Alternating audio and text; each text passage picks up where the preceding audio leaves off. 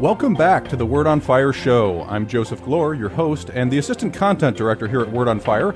And with me in the studio is the kindly sage himself, Bishop Robert Barron. Bishop, good to have you. Joe, great being with you. How you doing today? I'm doing great. I know you've been excited. I know anyone who knows you knows you're a huge fan of The Simpsons TV show. Yeah. So you've got to tell everybody what happened this past week. Yeah, it was one of the great events I've had so far out here in L.A.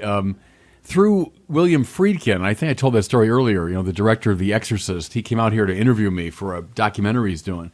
And he noticed in my office, I have a little kind of vignette of The Simpsons. And he said, "Oh, are you a Simpsons fan?" I said, "Oh, yeah, I love The Simpsons." He goes, "Well, in a couple of weeks, I got the chance to sit in on a table reading for The Simpsons." Where they go over the script. Yeah, where the cast goes over the script and they, enunciate their lines and all this. He said, "Would you like to come?" And so I said, "Well, yeah, I'd love to come." So it was last week, and I went down there and was able to sit just right outside the main table as the characters went through it was like attending a little play, and it was extremely funny. And someone who's been watching those or listening to those voices for all these years, it was pretty thrilling, Yeah, it's got to be weird to see, Homer's voice coming out. It's like, out of a human being right there in the room. And the guy that plays Homer, Dan Castellaneta, is from Chicago, and he's a real skinny guy. He's not at all like Homer. He's this kind of slightly built, very skinny guy. And out of this mouth comes the voice of Homer Simpson. So it was pretty fun. It was exciting. It was very funny. And they encouraged the crowd there to laugh because the writers want to know what's working, what isn't. And while the actors are doing it, the writers are there as well. And they're very seriously taking down notes, I think, of like, okay, what's working, what isn't, what would you change? Right. Then afterwards, we got a nice tour from the writers of the writers' room, and we were able to ask some questions about how they make the show. And I talked to them a little bit about religion in The Simpsons. And, what I said was, I think over the years, certainly they make fun of religion. They make fun of everything. But I said, actually, I think it treats religion pretty gently. And watching how people pray, how they interact with God on The Simpsons is actually kind of interesting. And also, it's one of the only shows, I think, on TV where everyone in the show goes to church on Sunday. Right, yeah. If you go into the church, that's true. Yeah, all those scenes. Reverend Lovejoy, everyone's there. Everybody's Mr. Burns is there. Barney the drunk is there. Everyone's in church. So it's an interesting thing in terms of religion. So now, when you're talking to these guys, were you wearing your actual priestly outfits? Were you going in with your Roman collar on, or did you actually come in with like the full cassock, the mitre, the bishop's staff? No. Friedkin's walking in with an incense in front of you. Yeah, no, it wasn't quite that dramatic. I did wear my, my collar, my typical bishop's outfit when I'm out and about, Right. And we were introduced. We were the special guest. They said William Friedkin, the director of the French Connection and The Exorcist. And with him is, they said, the Archbishop of Los Angeles, which gave me a major promotion. Yeah, so I think they were kind of intrigued, and there I was in my Roman collar. But to me, that's kind of a symbol of the church engaging the culture, and in a critical way. Of course, we never just cave into the culture, but I think we got to be present there. And so I took it in a funny way as kind of a symbol of that, sitting around the table as The Simpsons were being, produced. I think that's a great point, and actually leads to today's topic, which is the Heroic Priesthood. I take the name Heroic Priesthood from the short film that you created in cooperation with Spirit Juice Studios, and we'll talk more about that film at the end of the show. But I love that title, Heroic Priesthood, because I found it to be so completely true. I remember when I was a kid, I looked at priests, and in my misguided ignorance, with no real evidence, I assumed the call to priesthood was this call to like a bland, boring life. And as soon as I grew up and actually came to personally know any priest, I found that to be completely not true. Yeah. And really the opposite. So today I hope we can go over the priesthood, and maybe you can offer some insider insights about the priesthood and basically find everything out we can about it in 30 minutes or less. So let's start off with just defining some terms. I've heard you say that we're all priests, prophets, and kings. Yeah. So how is it that each baptized person is a priest? Yeah, so the Vatican II teaches that, in line with the great tradition, that every baptized person is a participant in the threefold office of Jesus, which is priest, prophet, and king. So as priest, Christ is a sanctifier. He effects a reconciliation between divinity and humanity, right, by his great sacrifice on the cross. So every baptized person does indeed participate in that, in the measure that we all have that calling to reconcile divinity and humanity, to bring God to people and people to God. That's true of every baptized person. Now, Vatican II further specifies that the ordained priesthood, or the ministerial priesthood sometimes it's called, is different not only in degree but in kind. And it has to do with the identification between the ordained priest, I think, and the Mass, and a unique relationship to the sacraments. And so, I think the ordained priest, described as father, it gets at it. He's someone who gives life. So a father gives life in the biological order, so a priest gives life in the spiritual order by his use of the sacraments, especially the Eucharist. So I think that's the difference. Every baptized person has a task of reconciling divinity and humanity. The ordained priest does it in this sort of heightened sacramental and Eucharistic way. Where does priesthood find its origin in the Bible, and why are there still ordained priests now? Because our Protestant friends don't believe that we need ordained priests now because of what Jesus did on the cross. Or can you explain why do Catholics still think it's important that we have priests? Yeah, the roots of it go back all the way to the beginning of the Bible. So I've argued frequently, in line with the ancient teachers of Israel, that Adam is construed as a priest. Adam, before the fall, is in the stance of right relationship to God. And so he's seen as a priest in the Garden of Eden as a kind of primordial temple, right? A place of right praise.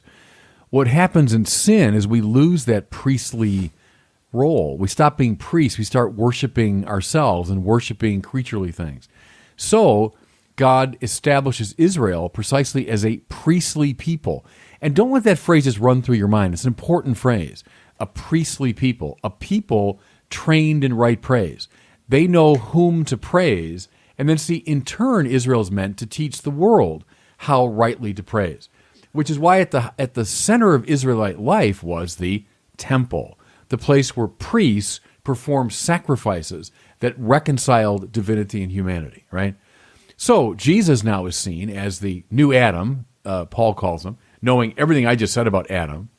He's the fulfillment of law and Torah and temple and sacrifice, hence he's the high priest. And so we see the cross as a place not just of Roman execution, but it's a place where the supreme sacrifice has been performed. And then the water and blood flowing from his side, well, the water is evocative of Ezekiel's prophecy that when the temple is renewed, then water will flow forth from its side. And so from the temple of his body, the water of the divine life flows again into the world. So that's all the priestly background. And so the priesthood, in that sacrificial sense, continues in the mystical body of Christ, which is the new Israel. Therefore, it's a recapitulation of the temple. Therefore, it's a recapitulation of the Garden of Eden and all of that. So to the present day, when I, as a priest, celebrate the sacrifice of the Mass, I'm standing in that great tradition, participating in the high priesthood of Jesus. That's a short answer to a really, richly complicated question. The same God of the Old Testament is the God of the New Testament. Yeah, that's a good point. Yeah, and that's an important thing in the Catholic perspective. Just the other day, I was doing the rite of election out here, which is part of the RCIA process when people are kind of being drawn into the church. And a young guy came up to me and said he's coming into the church and that he's Jewish. And I said, there's no better way in. There's no better way to get into the Catholic thing than through Judaism. Then I said, it was just outside of Mass, so I was still in my vestments. And I said, I'm not wearing doctoral robes. I could wear my doctoral robes at a ceremony, but I'm not wearing those because I'm not just a teacher. I'm wearing priest's robes. I'm wearing the robes of a temple figure. And I was just at not simply a pulpit, I was at an altar performing a sacrifice. Right. So all of that is very Jewish kind of talk. Even, the mitre. Now, it's got a complicated history, but at least one of the associations of the bishop's mitre is to the mitre worn by Old Testament priests. And so all of that is preserved, and I would say then brought to its fulfillment in the Catholic context. Now, there's a lot to admire about the priesthood, but as there are many career paths, being a teacher, being a nurse, what do you find uniquely heroic about the priesthood? Well, I think there's a gift of self involved, and I want to be careful because there's heroic lives are lived all over the place. So I don't want to say there's something that's exclusively unique about priestly heroism. But it's definitely a unique vocation. Yeah, I think it's a call to a total gift to Christ. It's a total gift of one's life to be conformed to Christ. And that's why I felt it when I was a young guy and I was kind of getting into religion and understanding it more deeply intellectually. It just began to hit me with a great clarity that if this is true, if God is real, and God is a supreme good, well, why wouldn't I give my whole self to God? Why would I get distracted by anything else, Now, again, I'm not saying that should be true for every single person on the planet. That's the way it hit me when I was a young guy, was I want to give as much as I can, my whole self to Christ. So there's something heroic about that, where you do eschew a lot of things. You say no to a lot of things so you can say massively yes to Christ and to his demands, I think that's a heroic quality of it. For sure, because there's always that internal dialogue where you're going to have to make massive sacrifices no matter how strongly you feel called to the priesthood. And then it's a question of like, yeah, but I'd have to give up this. And then you start that internal dialogue of going, is it worth it? Is it worth it? And your answer was yes. Yeah. And, I don't want to, I guess, either overstate or understate the struggle. At times, I think, and I worked in seminary for a long time, so I dealt with guys who were discerning. Sometimes I think guys felt, unless I'm on the cross, I'm in the crucible of this awful decision, I'm not really discerning. And I think, well, maybe not. Maybe God has just kind of given you a clarity. I mean, I sure had the usual questions. Of course I did. But I must say in my years, once I kind of made that decision and started walking that path, I felt, yeah, this is right. Yeah. And so you were never tempted to, like, when you're in seminary, just be, oh, there's Bob, he's running into the woods, get me out of here. No, I'd say at one point when I was still in the college seminary, I was at Catholic U in the Basilian program studying philosophy. There was like a year when I thought, I don't know. I was still studying philosophy and with great interest and there with my friends and all that. But there was like a year when I thought, I don't know, maybe this is not it. But then once I got over that, I would say, yeah, I was on the path. And I didn't feel it as some terrible anguish. And now I've been a priest for 31 years, and I've not really experienced that. And that's the grace of God. I felt this is the right path for me. Well, if you're just joining us, we're here with Bishop Robert Barron. We're talking about the priesthood, and he's told us a little background information, a little historical context, and now we've kind of moved into discerning the priesthood a little bit. So following along those lines, how did you decide to become a priest? It's the famous encounter with Thomas Aquinas when I was 14, and it was an intellectual fascination with the existence of God, and can we prove the existence of God? And I started, even as a kid of that age, 14, 15, reading these texts way over my head. But it began as an intellectual fascination, and then it grew, it deepened. As I say, when it occurred to me, well, if God is real, and I was increasingly convinced that God is supremely real, and that God is supremely good and perfect, well, then shouldn't I make this the center of my life? And see, again, for me, I'm always careful not to extrapolate to everyone's experience, but for me, everything else kind of fell away. It's as though everything else seemed, I don't know, dull by comparison. And again, I'm trying to be careful. Well, that should feel that way. I mean, right, that's how it felt to me. If my job and my passion is to be in the army, then everything else should not shine out as strongly. That's how it felt to me. It was like everything else kind of fell away. And that's why when you mentioned things about the boring life and all that, I always saw the priesthood as something more romantic or different or, strange in a good way. It was out of the ordinary. It wasn't the usual path that people walk. And that's how it felt to me, not as something like, what a dull life I'm accepting. It was more like, wow, what an exciting life. Yeah. And in fact, it's proven to be that in ways I never dreamed possible when I was first ordained. I saw that I would do parish work, and I saw at that stage that probably I'd do some kind of academic work. But the way my life has unfolded in my priesthood, I never saw any of that coming. But I chose it because it was romantic and exciting. Not because I was turning away from the romantic and exciting because the desperate will of God is imposing itself on me. Right. I felt, no, this is the more romantic, exciting path.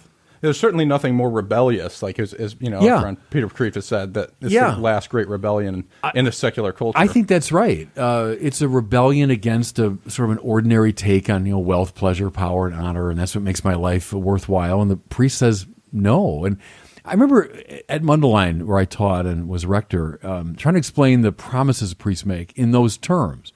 You look at simplicity of life, and you look at celibacy, you look at obedience. All those are ways of kind of eschewing the paths that everyone takes. So, hey, I decide what my life's all about. It's my freedom. And the priest says, no, it's not my freedom. It's Christ's freedom operating in me. Marriage and family and sensual pleasure and sex, that's what my life's all about. That'll make my life worth living. The priest says, no, I eschew that. I opt for celibacy because I want to give my life utterly to the Lord. So it's a saying no to a conventional path, if you want, and accepting a very unconventional life. So that brings us to that question. Let's talk about that. Why is celibacy absolutely necessary? I mean, why not have married priests? I'm sure a lot of guys would sign up if they could have a beautiful wife and then still get to wear the cool priest clothes. Right. Well, and to answer your question, directly, it's not absolutely necessary. I mean, there, for the first 1,000 years, there were married priests within the church. There still are married priests under certain circumstances. So it's not absolutely necessary. However, I'm after 31 years as a celibate priest, I'm a supporter of it. And I wouldn't want us to move in the direction of kind of a, hey, optional, some do it, some don't. I get it. And I go back to Paul, and it's Paul's words that are actually in the ordination ritual, about an undivided life, a total gift. And, I have nothing but the greatest respect for married people. In fact, when I hear the term heroic sanctity, when they talk about saints, right, I think of parents right away, who give themselves to their kids in this. I think my brother and sister, in all the years they were raising their kids. And, I love playing with my nieces and nephews. But at the end of the day, I was like always kind of happy that I could go home, And I totally get all that. But there's something I think pure and simple and undivided about the life of celibacy. It's a radical conformity unto the celibate Christ. And, sometimes in my dialogues with my Protestant friends who will contest this, I'll go back to two great New Testament examples, namely Paul and Jesus, who were unmarried. Sure. Why am I celibate? My ultimate answer, because Jesus was. Right. And I'm conformed to him. He could have gotten married. Sure. He could have done anything you want to do. Sure. But of course, and rabbis and teachers of his time typically were. I mean, celibacy was a very unusual thing in the Judaism of his time. So that's my final answer on that is, well, because Jesus was. And I'm in conformity with him. And I've seen, of course, in my 31 years, that it frees you for ministry in all kinds of ways. The moves I've been able to make, the places I've been able to go, the things I've been able to do, because I have a certain liberty. But I would put it finally in more mystical terms. It's a conformity to the celibate Christ. One thing I wanted to ask you about is, we're talking about some of these things that these freed you up for and some of the travels and stuff. What are some of your favorite aspects of being a priest in the Catholic Church? Oh, I've loved almost every aspect of it, I must say. Okay, so what are some of the challenges then? Well, no, but I'll stay with what I love first for a little bit. I'm kind of a teacher by nature. I always have been. I've always loved books and ideas and life of the mind and speaking and all that. So I brought that into the priesthood. A very wise thing was said a long time ago, namely that if God chose you to be a priest, he chose you to be a priest, meaning he chose you with your particular gifts and what you're going to bring. So you don't leave that behind. On the contrary, God chose me with these particular gifts. So I've always discerned that teaching and writing and preaching and proclaiming would be a key part of it. And it has been. I found great joy in that. I've always found joy in the pastoral work. I did it when I was newly ordained. I was in a parish for 4 years. And whenever I would go to a hospital, I go to a nursing home, go into the school, counsel, engage couples. I mean, I always found great joy in that, even though it's challenging. I remember as a young guy going to the hospitals, to visit the sick. And while I was driving there, I mean, oh gosh, I got to go to the hospital and all these old sick people and, it's this beautiful day. And what am I doing this for? But I always came back, usually literally singing. And what's interesting to me is that great line from the psalm, they go out, full of tears, carrying seed for the sowing. They come back, carrying their sheaves and singing for joy. To me, that's an image of pastoral ministry, that usually you go out to do it with a certain trepidation, but then you always come back carrying your sheaves. You're coming back with the fruits of your labor and with a song on your lips, So I've always found that to be true in the priesthood. giving life. As I say, you're a father. It's something I've said I miss a little bit, honestly, as a bishop now. I'm not called father anymore. People call me bishop. And bishop, is from episkopos, which means overseer. Episkopane just means to look out over. So the bishop is the overseer. There's something a little more functional about that title. Sure. But father, good morning, father. Hi, right. Father. How are you? Father's a life giver, and so someone's approaching you as a spiritual child and asking for your guidance, your wisdom, your encouragement. And I've always loved that. And I found that the fatherhood of the priesthood is really important. Yeah, that's certainly compelling, an attractive thing to be able to be called father and have that ability to help people in that way. What's weird, too, if I can stay with that for a second, is when I was newly ordained, I'm 26, right? Right. And I'm sitting in a confessional or I'm in the parlor or whatever it is, and an 80-year-old would come in and say, Father, or bless me, Father. Wow, yeah. And that was not only because it was unexpected, but you'd realize here's someone who's 60 years older than I am, and they're calling me Father. But see, that's a deeply Catholic instinct. I mean, of course that person was wiser than I was. Of course that person had a lot more life experience. But yet, he was acknowledging, no, this is the spiritual father. And he's got life that I need, from the sacraments. And it's from Christ, of course. It wasn't from my stupid 26-year-old wisdom, which didn't exist. But he was recognizing that I was a father. The other cool thing is the word priest, comes from presbyteros in Greek. And presbyteros just means elder. Well, I remember a very wise teacher at Mundelein many, many years ago saying, I know you guys are going to be ordained in a year, you'll be 26 years old, and yet they're going to call you priest, which means elder. But you'll have the stature and sacramental viability of an elder, even though you're only a kid, Right. And that always struck me. Now that I have become more of an elder, I'm not a kid anymore. But that's where your identity comes from. It doesn't come from your life experience. It comes from Christ. Well, you also do. You get trained heavily in the seminary too, through philosophy and theology and things like that. So, do you have to kind of have a mind for literature? One thing that I think about is like if somebody is not passionate reader or writer, but they love helping people and they would really like to be active and devote their life, to the religious life and devote their life to Christ. What can they do if they're not going to be able to get a master's degree in philosophy and theology? Yeah, no, a lot of things. So you're right. Not everyone who's attracted to the Lord and to a life of service is necessarily meant to be a priest. That's true. So there's all kinds of forms. From, let's say, the brotherhood, if you want to stay within a formal religious context, but then all kinds of ministries within a parish, all kinds of lay ministries that you can do. So not everyone's called to the priesthood. And I do think what you said is right. A priest is someone who is dedicated, devoted to ongoing study and ongoing prayer, to be a spiritual father. As Pope Benedict said in one of his wisest remarks, he said, people want many things from a priest, but what they want above all is someone who's a master of the spiritual life. Yeah, and I've always thought, really I told the students at Mundelein all the time, that's dead right. Right. So, hey, I'm great at this ministry, and hey, I'm great at organizing this meeting, and hey, I'm great. Fine, but ultimately what the people want is you're a master of the spiritual life. Sure. And so you got to be, therefore, trained in prayer and theology and spirituality and so on. Yeah, it's like if you went to the doctor and he's like, I really love helping people feel better, and it's like, well, I have no degree in I have no interest medicine. in biology, and the sight of blood makes me sick and everything. Well, no, then God bless you, but you shouldn't be a doctor. Right. And I often used the image of doctor when I was teaching at the seminary. The priest is a doctor animarum, we used to say, a doctor of souls, and that's really a richly illuminating image, because the world is full of sin-sick souls, right? The body gets sick, the psyche gets sick, but the soul gets sick too. And we call that sin, and then in extreme forms, it's pretty bad stuff. Well, if you go to a medical doctor, and you say, oh, he's a nice guy in the world, I really like him, real friendly guy, he just doesn't know a thing about biology or chemistry. Right. Well, I wouldn't waste my time with him. I'd sit down at a cocktail party with him, but I wouldn't go to him to treat my body, right? Well, the same way, the Father is so nice and he's so friendly and so warm. He doesn't know a thing about the soul or how it works or what goes wrong with Bad it. News. Well, then he's going to do damage.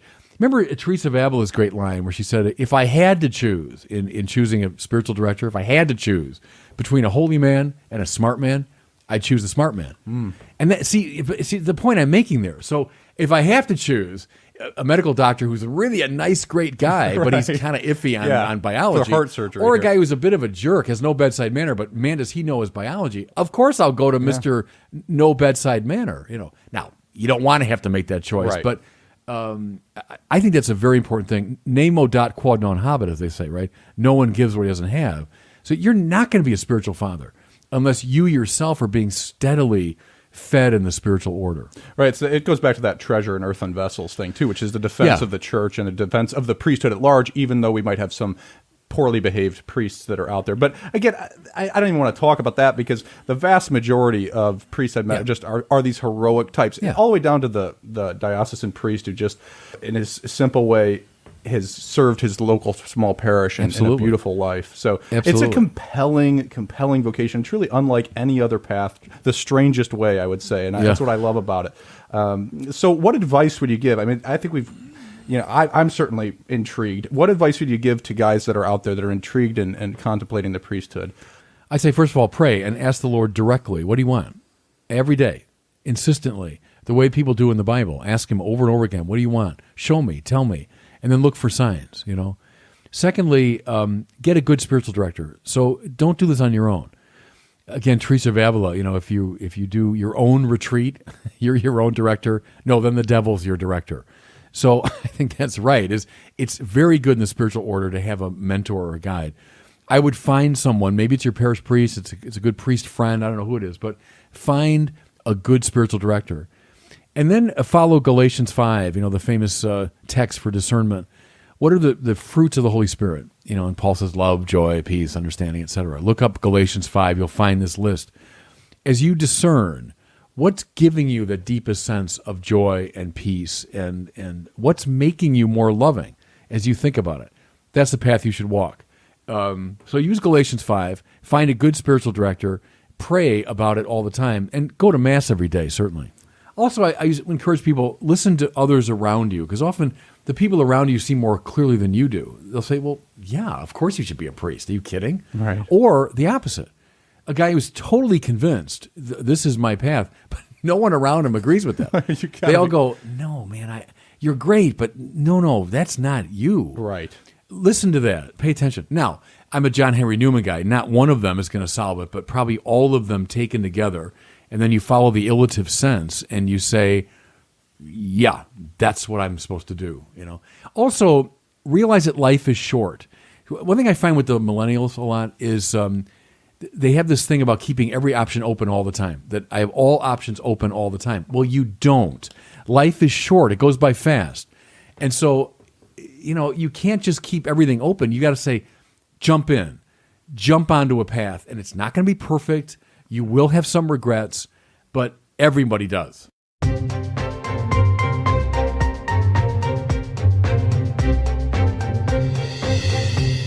Now it's time for our listener question. Remember, if you have a question for Bishop Barron, you can go to askbishopbarron.com and record your question from any device, and perhaps you'll be featured on one of our upcoming episodes. Today's question comes from Dom, who asks a pertinent question for today's topic, and that is, what advice would you give to parents who want to foster the priestly desires in their children? So let's listen to Dom and see what he has to say.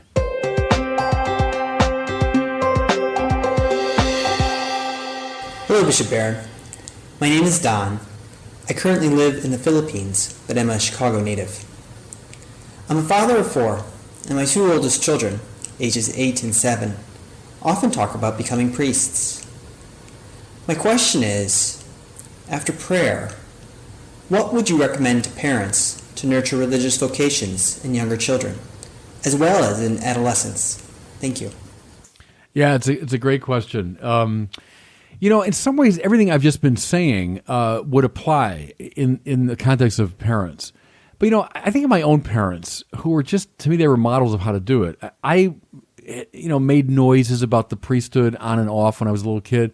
My parents were never oppressive about it. They never, pressed me in that direction. But they would quietly indicate, an openness to that, or like, oh, that's a good thing. I remember, I still have it upstairs, a Bible that my parents got me for Christmas in 1969. I'm a little kid. and it's, from Mom and Dad to Bob, Christmas 1969.